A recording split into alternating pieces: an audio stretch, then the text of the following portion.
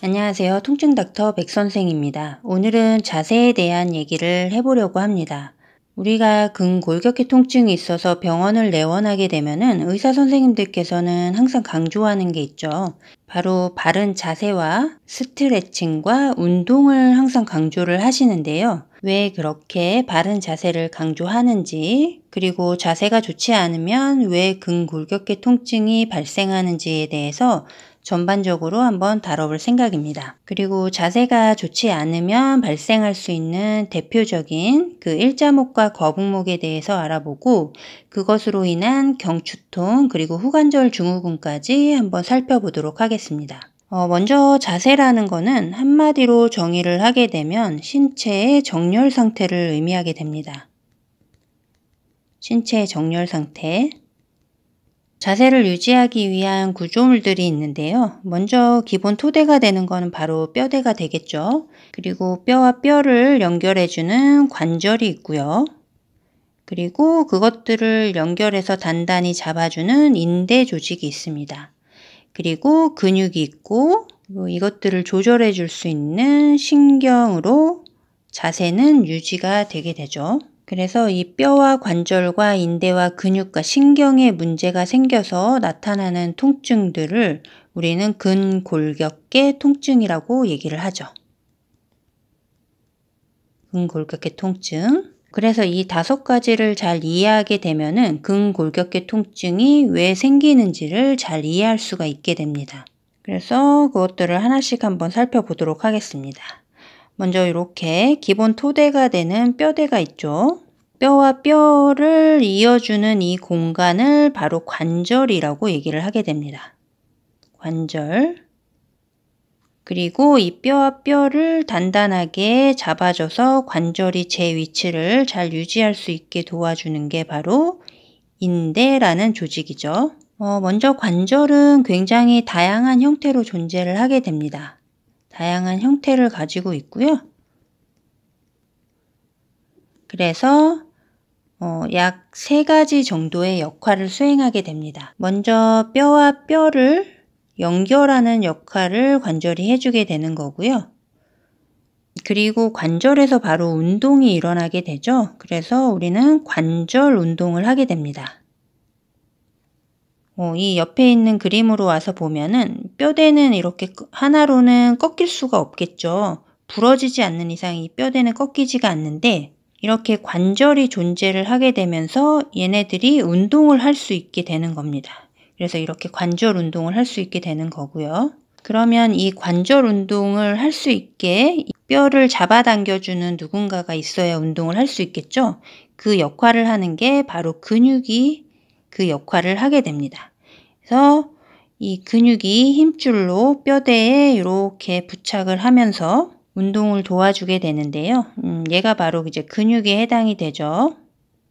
근육이 수축과 이완을 하게 되면서, 근육이 이제 수축을 하게 되면서 여기 있는 이 뼈를 잡아 당겨주면서 운동이 일어나게 됩니다. 즉, 근육의 수축과 이완으로 관절 운동을 가능하게 만들어주는 거죠. 그리고 이 근육의 수축과 이완을 조절해주는 게 바로 신경의 역할이 됩니다. 그리고 관절은 또 하나의 역할을 하는 게 하중을 지탱해주고 충격을 흡수해주는 역할도 하게 됩니다. 충격을 흡수해주는 역할을 하게 되죠. 그리고 관절 운동은 다양한 가동 범위를 갖게 됩니다. 다양한 가동 범위를 갖게 되고요. 그리고 하중을 지탱해주고 충격을 흡수해주기는 하지만 분명히 한계라는 것을 갖고 있겠죠. 그 가동 범위도 무한정 움직일 수 있는 범위가 있는 게 아니라 한계라는 것을 갖게 됩니다. 그래서 이 한계를 넘어서는 과도한 충격이 오거나 혹은 지속적인 충격이 오게 되면은 이 구조물들, 뼈와 인대와 관절과 근육들에 손상을 주게 됩니다. 그래서 뼈에 손상이 오게 되면 이제 골절이 나타나게 되는 거죠. 그리고 인대에 손상이 나타나게 되면은 우리가 염좌라고 불리는 인대 조직에 염증이 생기거나 또는 인대 파열까지도 가게 되는 경우도 있죠. 그리고 관절에 지속적인 충격이 가해지게 되면은 관절이 퇴행하게 되는 퇴행성 관절염 같은 것들이 오게 되죠.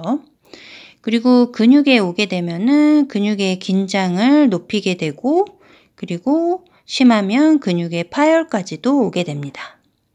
그래서 이런 다양한 근골격계 통증들이 발현이 되게 되는 거죠. 그래서 이제 기본 개념을 조금 이해하셨을 테니까 이제 척추로 가서 한번 자세와 함께 설명을 해보도록 하겠습니다. 제가 왼쪽에 이제 그림을 미리 그려놨는데 이렇게 뇌가 있고 이제 척추가 이렇게 내려오게 되는데 이 척추가 자세를 유지하는 기본 틀이 되겠죠. 그 일부분을 떼서 제가 이 옆에다가 이렇게 그려놨습니다. 척추는 크게 두 부분으로 나뉘는데요. 이 앞쪽에 이 척추체 부분과 뒤쪽에 고리 부분으로 이렇게 나뉠 수가 있습니다. 그래서 척추는 이렇게 하나가 있고 그 밑에 이렇게 하나의 척추뼈, 이렇게가 하나의 척추뼈가 되는 거죠. 뼈와 뼈를 연결하는 거를 관절이라고 한다고 했습니다.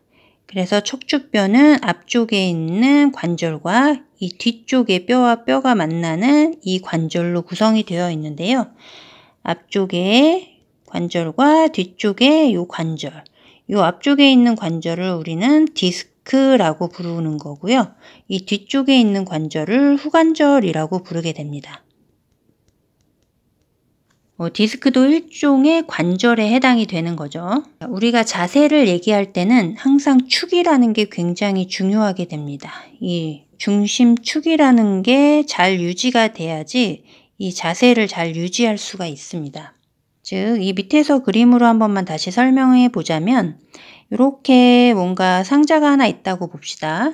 이 상자가 중심축을 맞춰서 이렇게 잘 서 있게 되면은 주변에 어떤 힘이 존재하지 않아도 오랫동안 이 상태로 잘 이렇게 유지해서 이렇게 서 있을 수가 있겠죠. 그런데 만약에 이 상자가 이렇게 기울어진다면 더 이상 축이 유지가 되지 못하고 얘는 이렇게 쓰러질 수밖에 없겠죠. 이 상자가 쓰러지지 않게 하는 방법은 외부에 또 다른 힘이 가해져서 얘를 지탱해 줄 수가 있어야 할 겁니다. 이 상자가 쓰러지지 않게 외부 힘이 가해져서 새로운 중심축을 형성하면서 이제 자세를 유지할 수 있게 되는 거죠. 쓰러지지 않고. 좀 정리해서 한번 얘기를 해보자면은 중심축을 벗어날 때 얘를 유지해 주기 위해서는 외부의 힘이 필요하게 됩니다. 그거를 인체에서는 근육이 그 역할을 담당하게 되죠. 이거를 옆에 그림으로 와서 한번 예를 들어서 설명을 해보자면 목을 우리가 만약에 숙이는 행동을 한다고 해보면 사실은 이렇게 쓰러져야지 정상인데 쓰러지지 않고 이 자세를 유지할 수 있는 거는 이 목에 있는 근육들이 얘네들을 잡아주고 있기 때문이죠. 그래서 쓰러지지 않고 근육의 힘으로 자세를 유지해 줄 수 있게 되는 겁니다. 즉 근육은 자세를 유지해 주는 역할을 하게 되고요. 아까 얘기했듯이 운동, 즉 움직임을 일으키게 해주는 역할도 하게 됩니다. 이 근육들을 조절해 주는 게 바로 신경의 역할이고요. 고유 감각이라는 게 있는데 고유 감각은 위치의 변화를 감지하는 역할을 하게 됩니다. 그래서 이 고유 감각이 자세의 변화를 이제 감지를 하게 되죠. 그래서 이제 신경이 몸이 지금 기울고 있어 이런 신호들을 근육에 보내게 되고 근육들은 그 기울임을 상쇄시킬 수 있는 근육들의 신호를 받아서 근육들이 수축을 하면서 자세를 유지해 줄 수 있게 되는 거죠. 그래서 정리해서 한번 얘기를 해보자면 중심축을 벗어나게 되면은 근육들은 수축하게 됩니다. 수축하게 되고 긴장하게 되죠. 근데 이것들이 지속되게 되면은 근육들은 스트레스를 받게 됩니다. 그래서 그것들이 근육의 약화를 가져오게 되고요. 근육들이 약화되면은 결국은 자세 유지를 잘 해주지 못하게 됩니다. 그러면 나쁜 자세를 취할 수밖에 없는 상황이 벌어지겠죠. 그러면 결국 이 나쁜 자세는 또다시 근육들을 수축하고 긴장시키게 됩니다. 결국은 계속 악순환이 될 수밖에 없다는 거죠. 그리고 이 나쁜 자세들은 결국은 관절에 부담을 주게 됩니다. 관절에 부담을 주게 되고 이 관절들의 부담이 지속하게 되면은 퇴행 속도가 관절의 퇴행 속도가 빨라지게 되죠. 이 관절이 퇴행되게 되면은 결국은 정렬이 변화가 생기게 됩니다. 정렬의 변화가 발생하게 되죠. 디스크를 예를 들어서 한번 얘기를 해보자면 척추체와 척추체가 이렇게 있고 요 사이에 디스크가 이제 점차 퇴행이 일어나게 됩니다. 퇴행이 일어나게 되면 이 간격이 좁아지기도 하고 이 주변을 감싸고 있는 인대 조직이 변성되고 이 척추체를 잘 잡아주지 못하게도 됩니다. 그래서 이 척추체가 약간 어긋나기도 하고 이 정렬 상태를 변화를 줄 수 있게 되는 겁니다. 정리해서 한 번만 얘기를 해보자면 우리가 이렇게 중심축을 잘 맞춰서 이렇게 바른 자세로 정렬을 맞춰서 서 있는다고 봅시다. 그러면 주변의 근육 긴장도 크게 없이 잘 이렇게 크게 무리 없이 잘 서 있을 수가 있는데 얘가 이렇게 기울인다라고 보죠. 우리 마이클 잭슨이 뭐 이렇게 춤추는 거 이런 거 이렇게 하는 것처럼 이렇게 앞으로 한번 기울여서 한번 서보게 된다면 이 다리 쪽에 엄청나게 힘이 들어가는 걸 아마 느끼실 겁니다. 즉 이렇게 기울면 기울수록 하중은 굉장히 커지게 됩니다. 그래서 그것들을 지탱하기 위해서 주변에 엄청난 근육들의 힘이 들어가게 되는 거죠.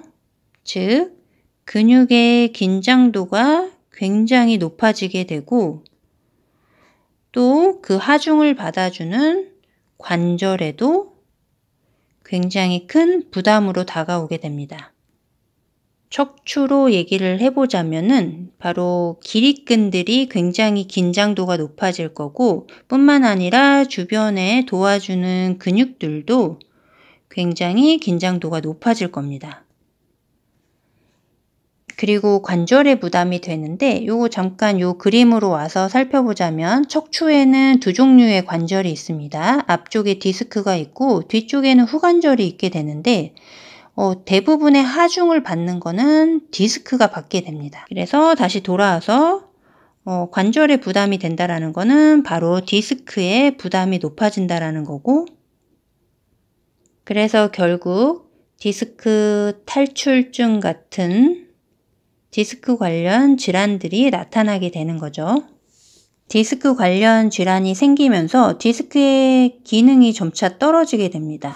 그래서 이쪽 그림으로 다시 오게 되면은 원래 대부분의 충격은 디스크가 받아주게 되는데 디스크의 기능이 떨어지게 되면서 후관절로 충격들이 오게 됩니다. 그래서 결국은 후관절에도 부담이 생기게 됩니다. 후관절에도 부담이 생기게 되고 그래서 나타나는 통증을 후관절 증후군이라고 얘기를 하죠. 이 후관절 증후군은 연관통으로 그 통증이 굉장히 많이 나타나게 됩니다. 그래서 제가 이제 뒤쪽에 그림을 하나 그려놨는데요. 하나 잠깐만 짚고 넘어가자면 우리가 경추를 영어로 얘기를 할 때 서비컬이라는 용어를 쓰게 됩니다. 뭐 알 필요는 없지만 어쨌든 약자로 C라는 용어를 쓰게 되고요. 그래서 경추 1번을 C1, 경추 2번을 C2 이런 식으로 이제 표현을 하게 됩니다. 그림으로 와서 그래서 C2번과 3번 사이에 후관절에 문제가 생길 때 이렇게 후두부로 두통이 나타나기도 하고요.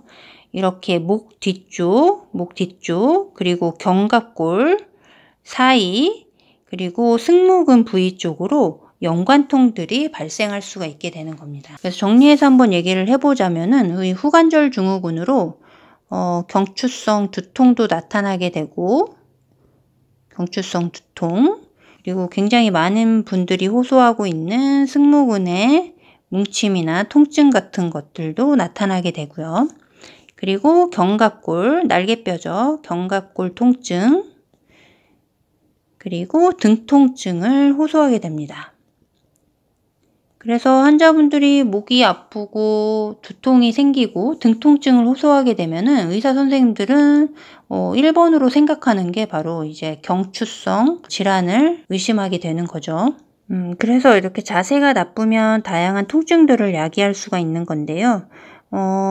그 중에 이제 가장 흔한 게 경추여서 그래서 이제 경추를 가지고 한번 설명을 해보려고 하는데요. 우리가 이제 바른 자세로 이렇게 고개를 숙이지 않고 이렇게 잘 서 있어요. 이렇게 영도라고 해봅시다. 영도에서도 하중은 있겠죠. 왜냐하면 이 무거운 머리라는 거를 지탱을 하고 있기 때문에 머리의 무게만큼 하중이 걸리게 됩니다. 그래서 한 4.5에서 5.5kg 정도의 하중은 목으로 걸리게 되는데요. 여기서 약 15도 정도 앞으로 기운다고 생각을 해보면 이렇게 15도 정도 앞으로 이렇게 고개를 숙이게 되면은 약 12.3kg 정도의 하중이 걸리게 됩니다. 2배 이상이 걸리게 되죠. 15도만 고개를 숙여도. 이거를 30도, 45도, 60도를 고개를 숙이게 되면 약 18.2kg, 그 다음에 22.2kg, 27.2kg까지의 하중이 걸리게 됩니다. 이 27.2kg이라는 거는 상당한 하중이 걸리게 되는 건데요. 그래서 목을 숙이는 그런 행동들이 이 경추에는 상당한 부담으로 다가오게 되는 겁니다. 그래서 다시 위로 가서 한 번만 설명을 해보자면, 정리해서 한번 얘기를 해보자면 이렇게 하중이 점점 증가를 하게 되면은 근육의 긴장도 관절의 부담, 결국은 근육이 긴장되고 디스크나 후관절의 부담이 되면서 디스크의 퇴행과 후관절의 퇴행이 진행하게 됩니다. 그래서 결국은 목의 정렬 상태의 변화가 일어나게 되는데요. 그래서 나타나는 게 바로 일자목과 거북목이 되는 거죠. 거북목. 이거는 한번 엑스레이로 한번 비교하면서 한번 보도록 하겠습니다. 첫 번째 그림을 먼저 보면은 여기가 경추 1번, 2번 경추, 3번, 4번, 5번, 6번, 7번 경추고요. 경추는 이렇게 7개가 존재하게 됩니다. 얘는 이렇게 C자형의 굴곡을 가지면서 아주 예쁜 정렬 상태를 유지하고 있죠. 두 번째 그림을 보면은 여기가 1번, 2번, 3번, 4번, 5번, 6번, 7번이고요. 얘는 이제 일자목, 이 굴곡을 잃은 일자목으로 이제 정렬 상태가 변화가 일어나게 됐죠. 그리고 여기 2번과 3번 사이에 디스크가 이렇게 있고 3번과 4번 사이에 디스크. 디스크는 사실 엑스레이로는 보이지는 않지만 이 디스크의 이 간격은 알 수가 있는데요. 이 두께, 간격은 알 수가 있는데 디스크의 두께는 보통은 아래로 내려갈수록 두꺼워지거나 혹은 비슷해야 되는데요. 여기 그림을 보면은 4번, 5번 굉장히 얇아졌죠. 이렇게 얇아졌고 요 5번, 6번도 좀 얇아졌고 6번, 7번도 좀 얇아진 모습을 볼 수가 있습니다. 그리고 이제 세 번째로 오면은 이 기울기가 앞쪽으로 이렇게 기운 모습을 볼 수가 있죠. 이 머리 뒤통수를 보고 이 등 쪽을 이렇게 보게 되면은 이렇게 앞쪽으로 이렇게 머리가 나가 있는 거를 볼 수가 있습니다.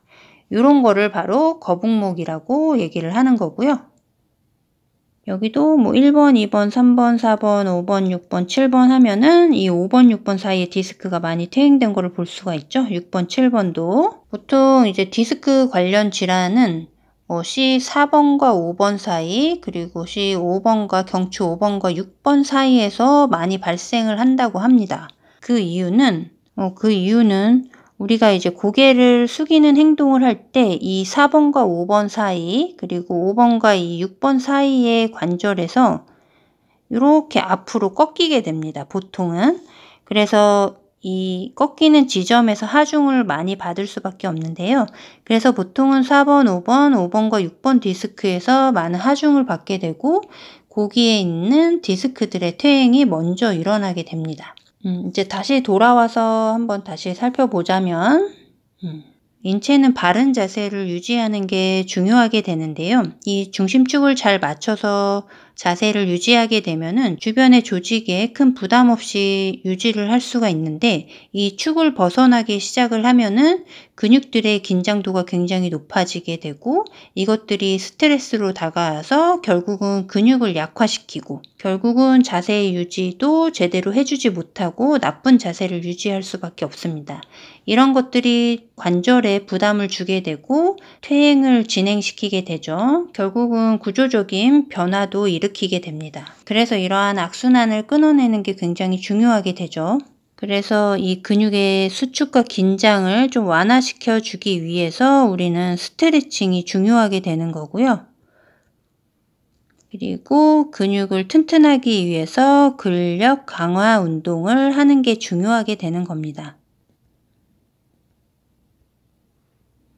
그래서 근골격계 통증으로 이제 병원을 방문하게 되면은 그 기본인 자세를 바르게 유지하는 것과 스트레칭과 운동이 필요하다라고 늘상 항상 한결같이 얘기하는 이유가 바로 여기에 있는 거죠. 그래서 지금까지 자세에 대해서 한번 알아봤고요. 그래서 다시 위로 올라가서 자세, 즉 신체의 정렬 상태가 무너지게 되면은 이것들을 유지해주는 다양한 구조물들의 이상이 생겨서 근골격계 통증이 발생할 수 있는 그런 과정에 대해서 한번 얘기를 해봤습니다. 오늘 내용이 근골격계 통증을 좀 이해하는 데 좀 도움이 되셨으면 좋겠습니다.